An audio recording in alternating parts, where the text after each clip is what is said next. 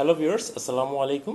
Welcome back to my channel. Viewers, আজকে আমি করব গরুর পায়ার নেহারি, যেটা আমাদের বাঙালিদের খুব কমন একটা রেসিপি এবং সবাই খুব পছন্দ করে। সকালের নাস্তা গরুর নেহারি দিয়ে, নান রুটি বা পরোটা দিয়ে গরুর নেহারি খুবই কমন এবং জনপ্রিয় একটি খাবার।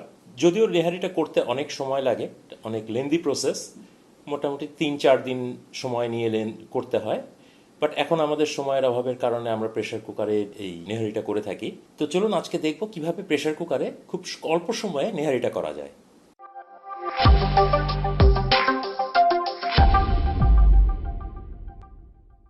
নেহারির জন্য আমি এখানে দুইটা পা নিয়েছি, এখানে দুইটা গরুর পা নিয়েছি। আপনারা সাথে ইউজ করতে পারেন আরো কিছু হাড় বা রানের যে হাড়গুলো থাকে ওইগুলোও, যেগুলোকে নলি বলি আমরা, সেটা ইউজ করতে পারেন সাথে, কোনো সমস্যা নাই। প্রথমে আমি এটাকে প্রেসার কুকারে ঢেলে নিব, কারণ আজকে আমরা প্রেসার কুকারে করব, যেটা অ্যাকচুয়ালি ট্রেডিশনাল না, এটা হচ্ছে শর্টকাট ওয়ে। অ্যাকচুয়ালি এটা 3-4 দিন ধরে জাল দিতে হয়, জাল সকাল বিকাল জাল দিয়ে দিয়ে তারপরে নেহারিটা হয়। বাট আমরা একটু শর্টকাট করার চেষ্টা করব। তো আমরা এখন এটা প্রেসার কুকারে দিয়ে নিব। প্রেসার কুকারে করলে হাড়গুলো এমনিই নরম হয়ে যায়, সো তখন আর এত বেশি জাল দেওয়া লাগে না, খুব তাড়াতাড়ি করা যায়। পায়াগুলোর মধ্যে এখন আমি সব মশলাগুলো দিয়ে দিব। আমি এখানে লবণ নিয়েছি, লবণ আসলে পরিমাণ মতো, বাট আমার এখানে 1 টেবিল চামচ পরিমাণ লবণ আছে। দিয়ে দিব 1 টেবিল চামচ পরিমাণ পেঁয়াজ বাটা, 1 চা চামচ পরিমাণ রসুন বাটা, 1 চা চামচ পরিমাণ আদা বাটা, সাথে দিয়ে দিব খুব সামান্য পরিমাণ হলুদের গুঁড়া এবং মরিচের গুঁড়া।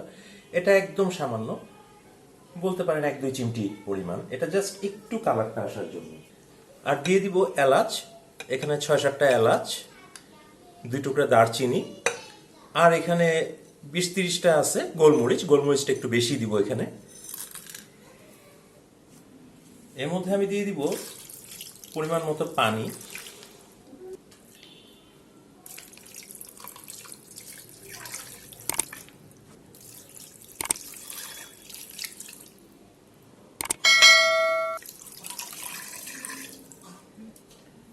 এখানে আমি ইউজ করলাম 4 কাপ পরিমাণ পানি। এখন আমি এটাকে ঢেকে চুলায় দিয়ে দিব।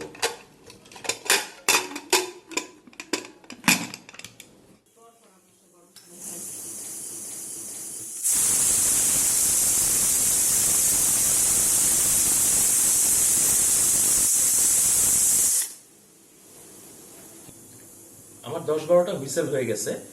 এখন আমি এটা চুলাটা বন্ধ করে দিব এবং প্রেসারটাকে রিলিজ করে দিব।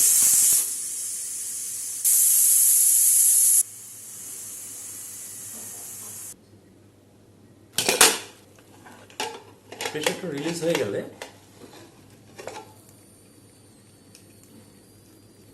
ঢাকনাটা খুলে ফেলবো। আমার পায়াগুলো গলে গেছে, পানিটাও একটু কমে গেছে। এখন আমি এটা আরেকটা হাঁড়িতে ট্রান্সফার করে নিব। আমি এখন প্রেসার কুকার থেকে সবগুলো একটা প্যানে নিয়ে নিচ্ছি। এখানে আমি জাল দিব।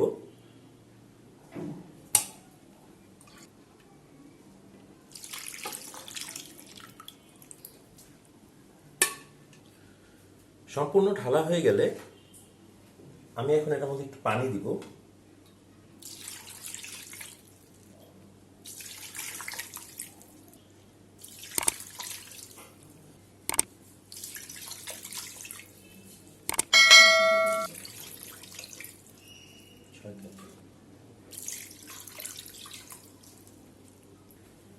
এখানে পানিটা জাস্ট যেন হাড়গুলো ভালো মতো ডুবে যায়, এরকম আমি এখানে 6 কাপ পরিমাণ পানি দিলাম। পানিটা দেয়া হয়ে গেলে আমি এখন এটাকে 3 থেকে 4 ঘন্টা আবার চুলায় জাল দিব। পানিটা দেয়া হলে আমি এখন এটাকে আবার চুলায় দিয়ে দিলাম। এখন আমি এটাকে জাল দিব। এটাকে মোটামুটি 3-4 ঘন্টা জাল দিব আমি। এটা একবারেই জাল দিতে হবে এমন কোনো কথা নেই, আপনারা যদি চান 2 বারে জাল দিতে পারেন, কোনো সমস্যা নেই। এটা যত জাল দিবেন এটা টেস্ট আরো বাড়বে।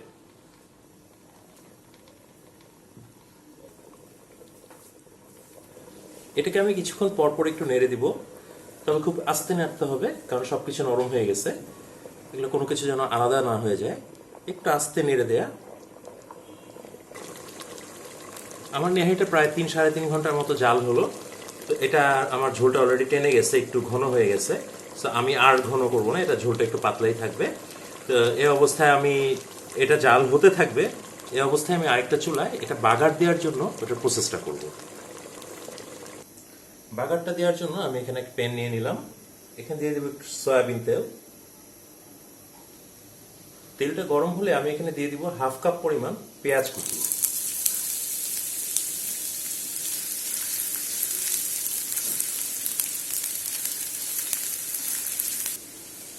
পেঁয়াজটা হালকা গোল্ডেন ব্রাউন হলে এটার মধ্যে আমি 2টা এলাচ এবং 1 টুকরা দারচিনি দিয়ে দিব।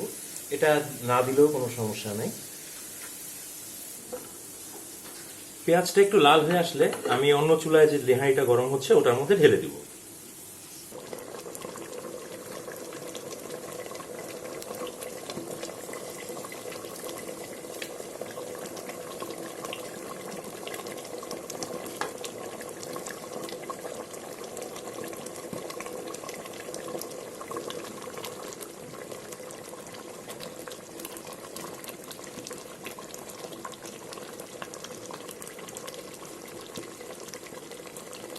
ভিউয়ার্স, আমার নেহারিটা কমপ্লিট, আমি এখন নেহারিটা নামিয়ে ফেলব। ভিউয়ার্স, তৈরি হয়ে গেল আমাদের নেহারি। অসম্ভব মজার একটা ডিশ, সকালে পরোটা বা নান রুটি দিয়ে খেতে খুবই মজা। এখন আমরা এটার উপরে কিছু পেঁয়াজ বেরেস্তা,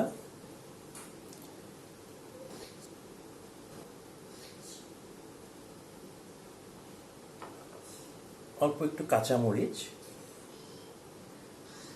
কুচি করা, আর সাথে একটু পুদিনা পাতা। অনেকে ধনিয়া পাতা দেয়, তবে ধনিয়া পাতাটা আমার মনে হয় নিহারির সাথে অতটা ভালো লাগে না। চিলি আমার ভালো লাগে না, হয়তো অনেকের ভালো লাগতেও পারে। তবে পুদিনা পাতাটা নিহারির সাথে সব থেকে বেশি মজা লাগে। তো ভিউয়ার্স, অবশ্যই ট্রাই করে দেখবেন, খুব সহজে এবং অল্প সময় তৈরি করার মতো রেসিপি এবং অসম্ভব মজা। তো ভিউয়ার্স, আজকের মতো এখানেই, ইনশাআল্লাহ নেক্সট ভিডিওতে দেখা হবে। আল্লাহ হাফেজ।